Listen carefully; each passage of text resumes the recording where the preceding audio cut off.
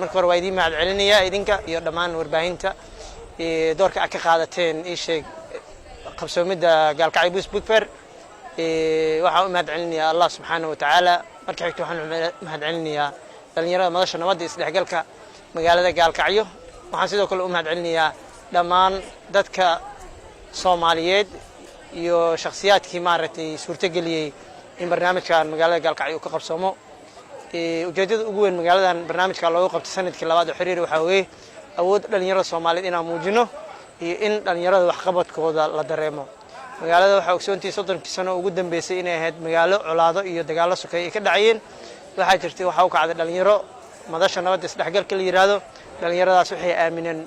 aqligooda aqoontooda iyo dadnimadooda waxaan leeyahay dhalinyarada Soomaaliyeed meel walba ay joogtaan ka shaqeeya nabadgelyada magaaladiina ka shaqeeya horumarka magaaladiina waxaan mahad celinayaa dhammaan saaxiibadii aqbalay invitationska ay ka soo qayb galay bandhigan waxaan mahad celinayaa dhammaan saaxiibadii ka qayb qaatay suurtagelinta barnaamijkan waxaan si gaar ah u mahad celinayaa laamaha ammaanka iyo saxaafadda oo la'aantood aysan arrinkan oo sadaceen adduunkan aan la gaarsiin cid walba waxaan leeyahay aad baa mahadsantihiin okay soo mahad